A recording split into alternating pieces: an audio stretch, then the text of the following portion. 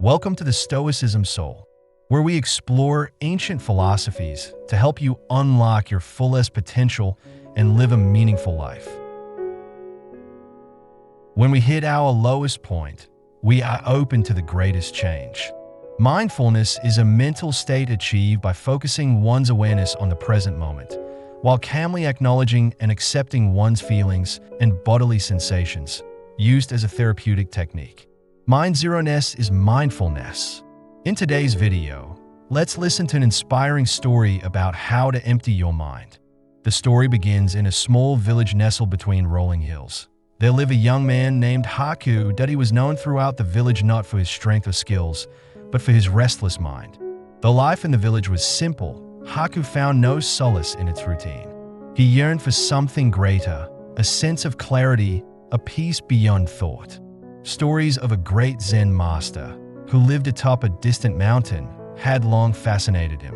It was said that this master understood the secret to inner tranquility, the ability to empty the mind of turmoil and embrace true stillness. One morning, unable to quiet his own thoughts any longer, Haku made a decision. He would seek out the master and learn the ways of Zen. With only the bare essentials, he set off on his journey, determined to find the answers that had eluded him for so long. The path to the mountain was not an easy one. The road was steep, the winds unforgiving. Days passed, his feet grew sore, and doubt crept into his mind.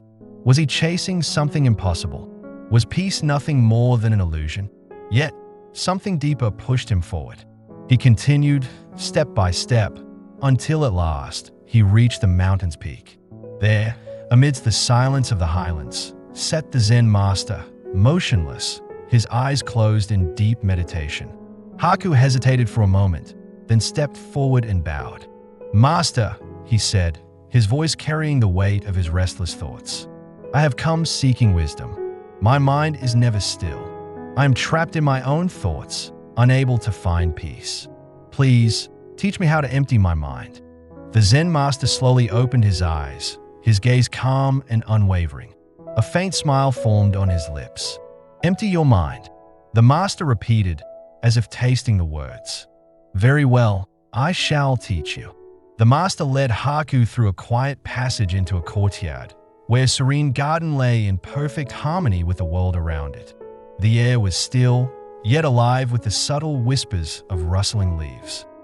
The master led Haku through a quiet passage into a courtyard, where a serene garden lay in perfect harmony with the world around it. He then poured it gently into a smaller, empty bowl beside it. Turning to Haku, he spoke.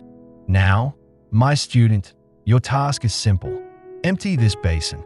Transfer all the water into the smaller bowl, but do so without spilling a single drop." Haku stayed at the basin, then at the small bowl. He frowned slightly. How could something so vast be contained within something so small? Still, he bowed in respect and began the task. Carefully, he scooped and poured, his hands steady, his focus sharp. Hour after hour, he labored. Yet no matter how many ladles he transferred, the basin seemed never to empty.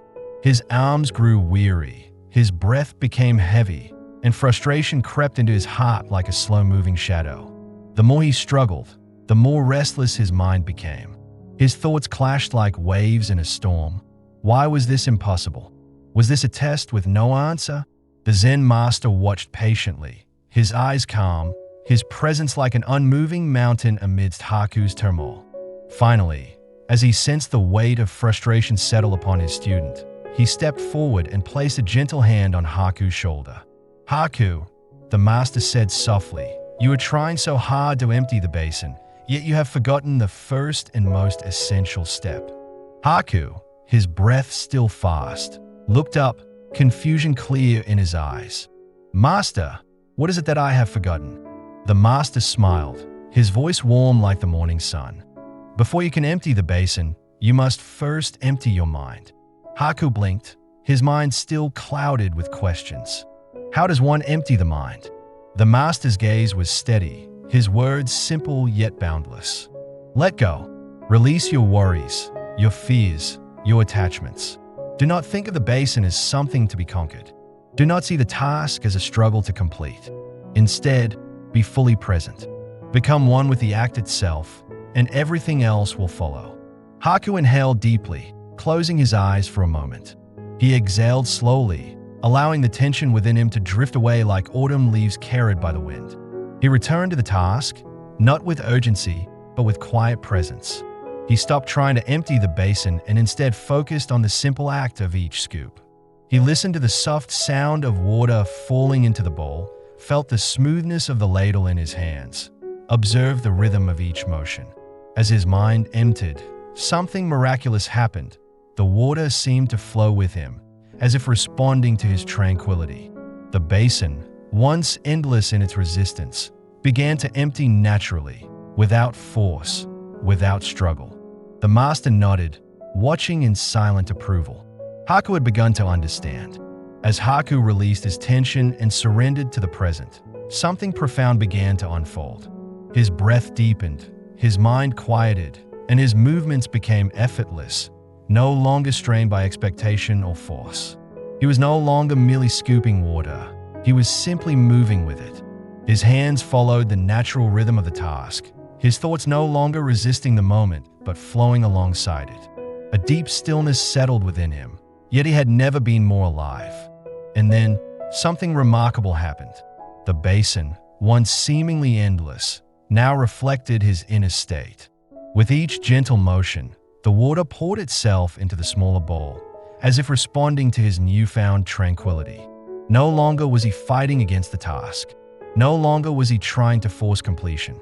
The water, the ladle, the bowl, his hands, all moved as one. At last, the final drop fell, and the basin stood empty. Haku gazed at it in astonishment, then turned to the Zen master, his heart filled with quiet gratitude. The master, ever serene, watched him with knowing eyes. "Do you see now, Haku?" he asked. "When the mind is empty, the universe flows through you. When you release resistance, the path clears itself. When you become one with the task, there is no struggle, only harmony." In that moment, Haku understood. The peace he had sought had never been beyond him. It had been within him all along. From that day forward, he carried the Zen master's wisdom in his heart, not as a lesson to remember, but as a way to live. Knowledge is learning something every day. Wisdom is letting go of something every day.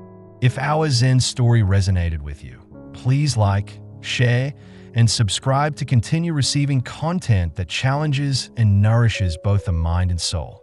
We'd love to hear your thoughts or questions in the comments section below. Until next time, may you stay wise, stay stoic, and continue your pursuit of a life filled with purpose, balance, and peace.